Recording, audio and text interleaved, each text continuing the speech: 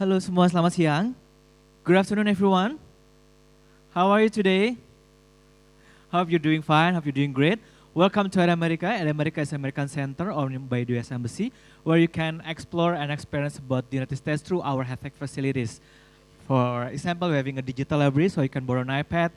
We're having a Google Liquid Galaxy, so you can traveling all around the world. And last but not least, we're having a performance area where we held so many events. For the next upcoming events, for the next schedule, you can see on the website www.atamerica.org.id. Before we begin the event, I would like to welcome you to give a remarks. Please welcome from US Embassy Jakarta, Mr. Jim Molinex, Economic Counselor, US Embassy Jakarta, to give remarks. Thank you very much. It's really a pleasure for me to be here on this stage this afternoon and to be in this wonderful facility. I had the pleasure of being here on Saturday night as well for the Nirvana tribute concert. And so I was sitting right there, actually. I'm too old to be crowd surfing in the front, but that was really great. And so the fact that we can have on Saturday night, we'll have the Nirvana tribute concert here, and then on Tuesday afternoon, we can have a discussion about the economic and security architecture for Asia. It just shows what a great facility this is, and I'm really happy to be able to be here and be a part of it. So I prepared some written remarks, but it's a little awkward to stand up here and read them. So I think what I'm going to do is just, rather than do that, sort of freestyle here and just make a few opening remarks. I'd like to talk today about change. So I first came to Indonesia 25 years ago as a university student. And at that time, the world was looking at Asia with great wonder and admiration for all of the fantastic economic development that had occurred in this part of the world over the previous 25 years or so. Japan had grown at that point to become the second largest economy in the world. Even in the United States, we were all learning Japanese in the expectation that we were going to have to learn, we have to be able to speak Japanese in order to get a job in the future. We had the Asian tigers, rather, Hong Kong, Taiwan, South Korea, and Singapore that had turned their manufacturing prowess and their export-oriented manufacturing industries into models for the rest of the world, and the people of those countries and those economies were prospering and enjoying greater standards of living than they had ever known or could have possibly been expected in the years after World War II. The region was benefiting from 25 years of stability, relative peace, and economic prosperity. And the region was able to do that, was able to benefit from those things in large part because of the contributions of the international, global economic and security architecture, and the United States, of course, played a very large and important role in that creating that environment that allowed those countries to prosper through our military alliances, through our support for global economic institutions, and of course our support for bilateral partners and friends around the region. Now, fast forward 25 years, 2015, we've seen incredible changes in Asia in the past 25 years. But one thing that has remained constant is the importance of the military, security, economic institutions that have facilitated those changes here in this region. Today, of course, we see that China has now replaced Japan as the second largest economy in the world. Some would say they're the largest, but as an American diplomat, I cannot fully accept that at this stage. Depends on how you count it, I think, probably. Anyway, it's certainly one of the two or three large engines of global economic growth in the world. We see tremendous changes in Vietnam as they've passed through a transition period and are becoming more and more integrated in the global economy, and their own people are prospering and enjoying higher standards of living as a result. Here in Indonesia, of course, we've also seen very high rates of growth, very rapid political changes over the last 15 years or so, and those changes have as I said, in large part been facilitated by this global architecture and regional architecture that has allowed for stability in the region, has allowed for economic integration and openness to facilitate these very positive changes. That's not to say that there haven't been significant changes in the architecture for security and economic, the rules of the road over this period. And as a matter of fact, there have been substantial changes. We look back in 1990, ASEAN looks very different today than it did 25 years ago. It's expanded to include many new members. The scope of its activities has also in some ways expanded to reflect the new realities on the ground. 25 years ago, APEC was really not much of anything other than an idea. But today it's become one of the more important economic organizations in the world that helps to create social norms and bring economies into a more participatory and open economic system. Of course, we still have our military alliances and our military relationships, but those have also changed to reflect new realities on the ground here in this region and around the world.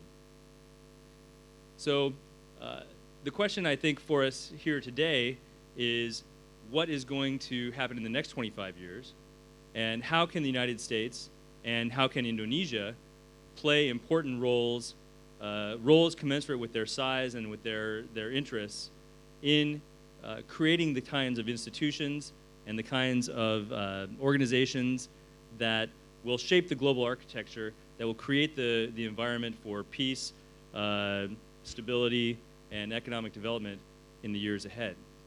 The U.S. is here in Asia, as we all know. Everyone, I'm sure, has heard many times about President Obama's rebalance policy. We've never been out of Asia, but we're spending considerably more attention and more time and more money here in this region to try and make sure that the global architecture, the regional architecture here, is right for the local populations here and also to protect U.S. interests in this region. And we've never been more engaged across the spectrum of activities than we are today in Asia, whether it's through our bilateral relationships, a wide range of cooperative mechanisms that we have in place with China, with Japan, with South Korea, with countries of ASEAN, and now India, of course, as President Obama is just wrapping up a trip there to India. So, the U.S. will continue to be involved. What about Indonesia? Indonesia has a new president, a new government. It'll be very interesting to see, and I'm very interested to hear our panelists' views on what role Indonesia will want to play in creating the global architecture for the next 25 years.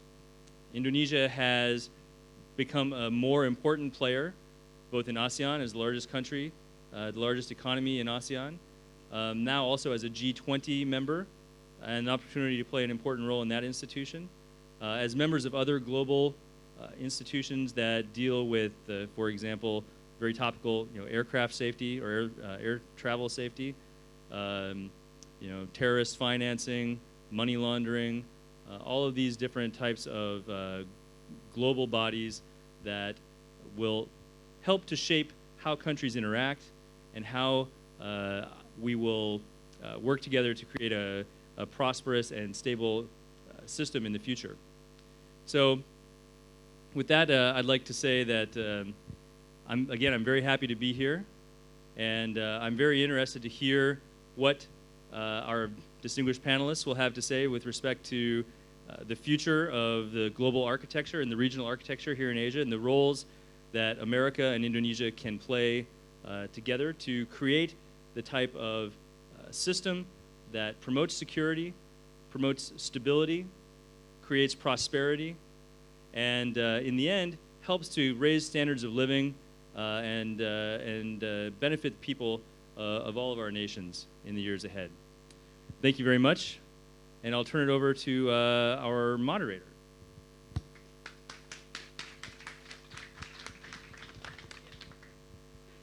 Yeah, thank you. Thank you, Jim. Thank you also. Hi, my name is Kahlil Rauter. I'm an unpaid moderator for your evening entertainment today. Let me say a few things about our event. The way we do it is that we have our major speakers. Yeah, they are not the only speakers. They are bringing topics to our attention, and after that we will have a Q&A. I think it's a very traditional way of doing it. But what I'd like to add a little spice to it is that I will try to reserve 15 to 20 minutes for the experts to try to debate each other, yeah, so that we can see how they react to other experts asking them questions. Because if it's only students or amateurs asking them questions, it's just too easy for them, yeah. So we have to make it a little bit more difficult, more challenging to them. So I think with that little background, we have only one panelist or two panelists in Jakarta, right? Vikram and Pak Makmur, yeah, General Makmur, yeah. Would you please get on the stage? I'll introduce you.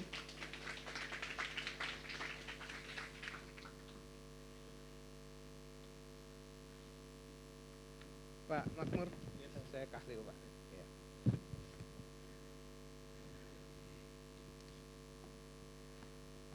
Ya.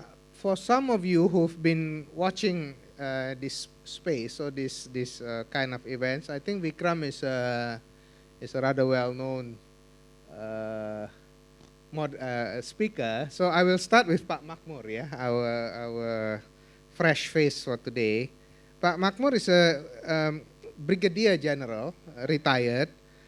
He has a very long military career in various aspects, including head of peacekeeping subdirectorate in the Ministry of Defense and head of academic bureau at the Indonesian Defense University. Yeah? So he combines the military art and academic background. Mr. Vikram was formerly an economist with the World Bank, but he has now turned some of his attention on security and defense as well as political matters. We also have two other speakers. I'm not sure, are we already online with Singapore? Or maybe we can do that a bit later, yeah? Let's start with the Jakarta. Oh, you guys are already online. I'm sorry, I have to read from my notes here because we are not yet familiar with each other. Mr. Sebastian, on my right, I guess, yeah? Yes, selamat sore. Selamat sore, Pak. Mr. Sebastian is a associate professor and coordinator of the Indonesian program at RSIS. So he's very familiar with Indonesia and has written extensively on the subject. Our other speaker is Mr. Evan Resnick, who is now a assistant professor at NTU. He's also the coordinating, coordinator of the U.S. Program at IDSS and coordinator for external teaching. And he has also paid a lot of attention on Southeast Asia and to some extent on Indonesia as well. So we have very distinguished panel, both here in Jakarta as well as in Singapore. Our topic for today is, the title is the Economic and Security Architecture for ASEAN. So the umbrella topic is ASEAN. And the question is, what role can the US and Indonesia play within this topic or this scope of inquiry? So this is a very broad and general topic. I'm sure each of our speakers has its own take. Maybe we should start, traditionally, we start with Mr. Vikram. So maybe you can give slight overview of what we should be talking about or we should pay our attention on. Our overall time, I suppose, is 75 minutes, yeah? 1 hour and 15 minutes, and then we can move to the Q&A. So we have until about 4 o'clock, maybe slightly less than that. Yeah? So I give the floor to Mr. Vikram to introduce us to the topic. Well, thank you, first of all, thank you very much, Pak Khalil, for inviting me this afternoon. A very warm welcome to all of you. It's nice to see such a crowd here, and it's great to be amongst such a distinguished set of panelists in Jakarta and in Singapore. So it's a pleasure and honor to be here. I feel very odd introducing a subject which has already had such a splendid introduction by Jim Mullinax. I mean, it was a terrific introduction, and he's really stolen all my talking points. Well, let me start just by saying that we, those who are living here today in the world, are witnessing something which is very, very unusual. What's happened over the past, well, it's actually happened right from the earliest beginnings of time, but recently there has been such rapid globalization that has been turbocharged by new technologies. Technologies, not just information technologies and communication technologies, but technologies of all kinds. And this incredibly rapid globalization has provided an environment in which countries which have latched on to that globalization have advanced their economies very rapidly. And the region that has done this most successfully is Asia, especially East Asia, and most especially actually Southeast Asia. Southeast Asia is the most open region, developing region, and indeed any region in the world. Its trade to GDP ratio is 130%, which is the highest of any region in the world, which has allowed it an economic performance that has also been unparalleled amongst developing regions.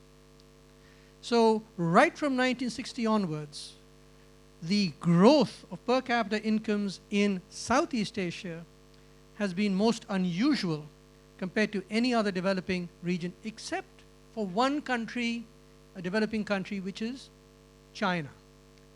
China is the other phenomenon of our times which we absolutely have to recognize, because it is at the center of a lot of what I'm going to be talking about in terms of an economic and security architecture for Asia.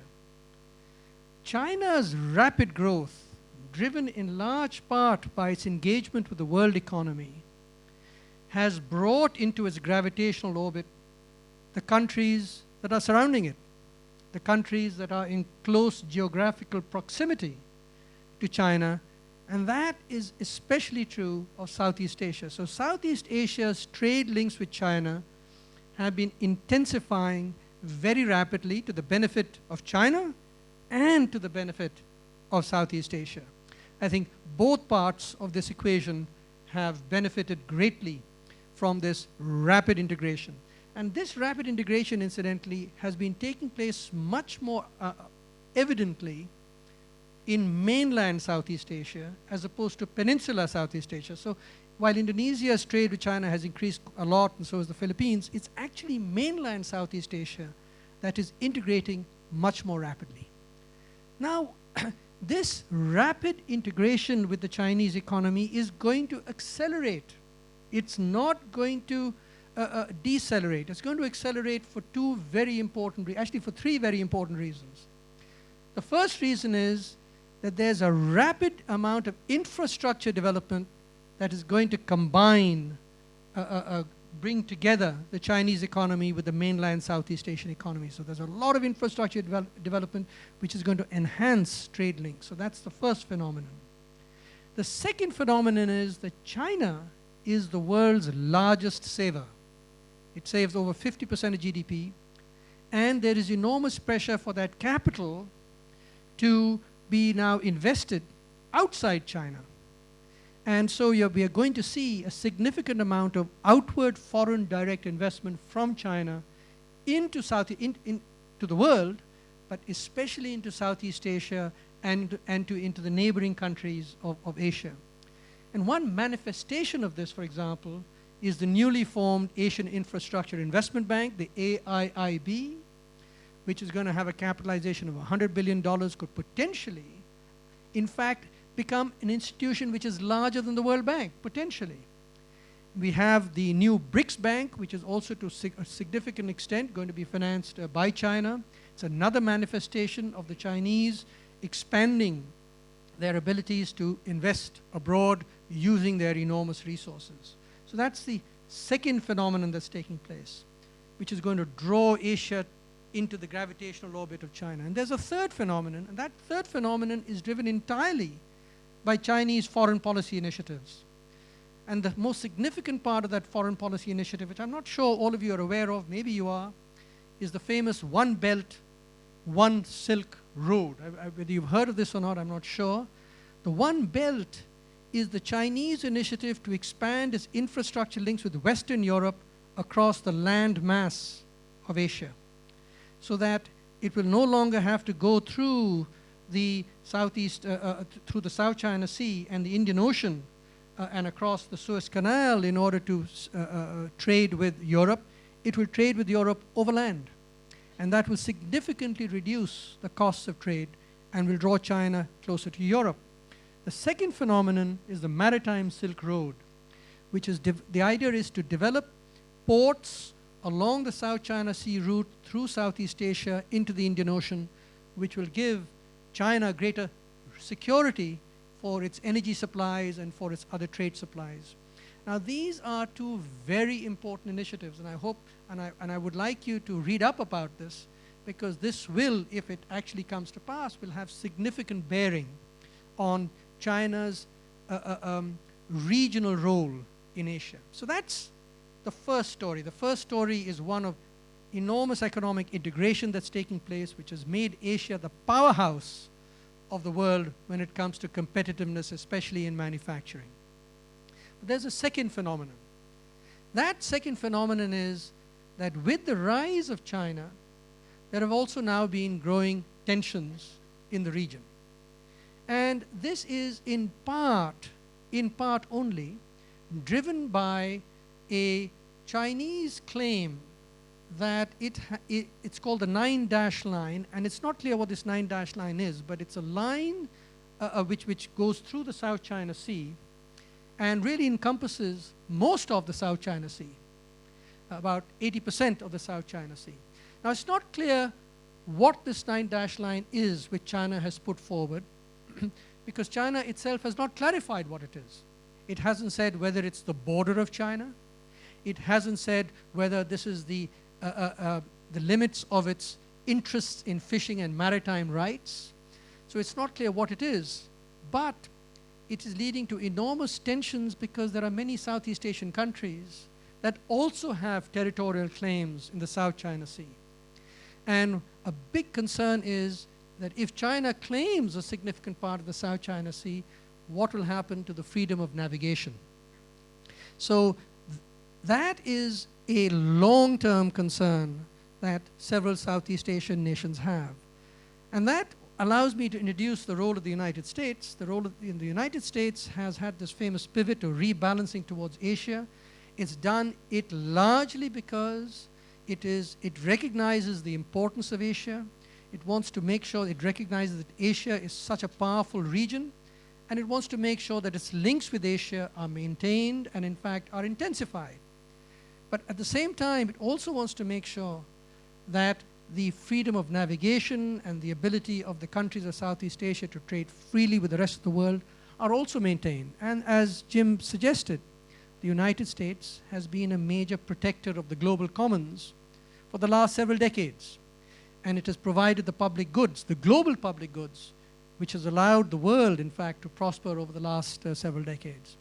And I think many Southeast Asian nations welcome the rebalancing of the United States towards Asia. But that also has exacerbated tensions in Asia, because China sees the rebalancing in somewhat provocative terms. It sees it as a way to contain China. It sees it as a way to somehow ensure that China's regional role is curtailed.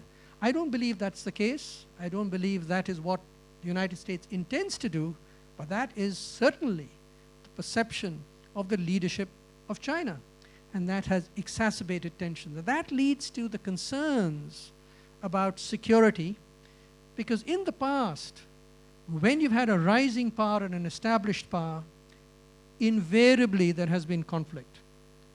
This time, I don't believe the rising power of China and the established power of the United States will reach a conflict, because first of all, both nations are nuclear nations. Secondly, both nations have enormous interests in each other's economies. They're both joined at the hip as far as economic structures are concerned. And I think they have leaderships that are in constant contact and dialogue with each other. So I don't believe that a conflict is likely, but I think we are likely to see contained areas of conflict and of tension, and perhaps contained areas of where you might have some spurts of conflict, which hopefully will be contained very quickly. But nevertheless, this is a long-term concern. And therefore, it's very important that just as we have an institutional architecture that is pushing economic integration, Asia needs a security architecture which ensures that these conflicts are contained so that the region remains at peace and it continues to be able to prosper with peace and stability. Let me stop there because I've spoken for long enough, but I thought I should provide that overview. Thank you, Pak Kadil. Thank you, Pak Vikram. Let me take this opportunity to say hello to our friends in Bandung, ITB Bandung, who is watching this live, and also our friends from Bogor, IPB Bogor, and also another university is Mula Warman in Kalimantan. This is Kalimantan Selatan, is it? Timur, East Kalimantan, yeah, in the city of Samarinda, yeah, the capital of Kalimantan Timur. So we have three universities, student universities watching us. Thank you for joining us. Let me hand over to our general here to.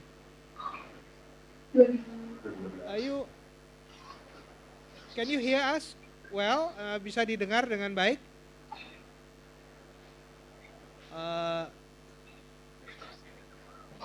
Eric.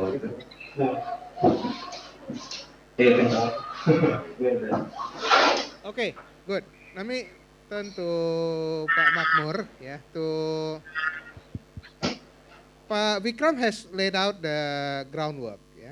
So we have Southeast Asia as the more growing, prosperous region in the world, and then you have China, and then the so-called rebalancing, which means there was a U.S., let's call it retraction in the past, and now they're re-engaging Asia.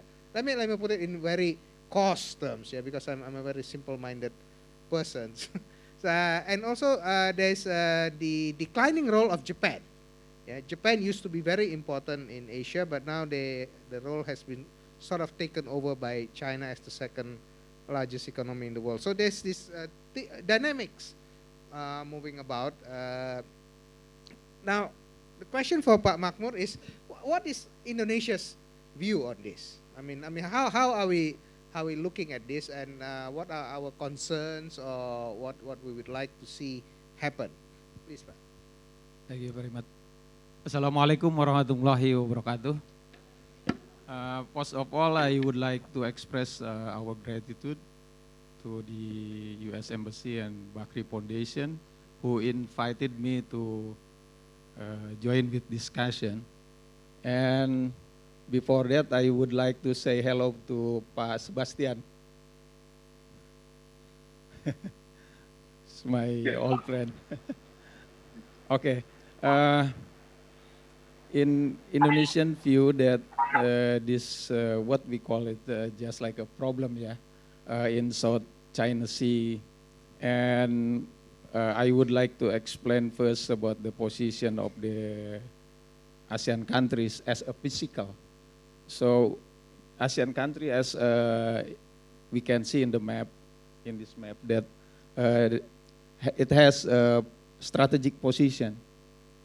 First, this is Malacca Straits with the almost 5,000 ships per year or per month, I forget it, across this Malacca Straits. And also the second one, Pak Vikram has already mentioned about the South China Seas has tension there.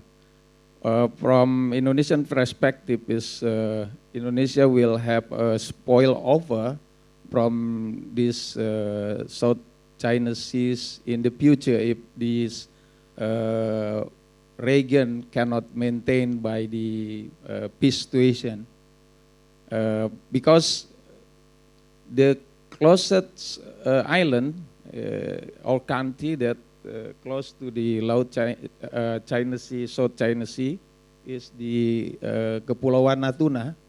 This is the very large gas and oil exploration there. And the 9 dash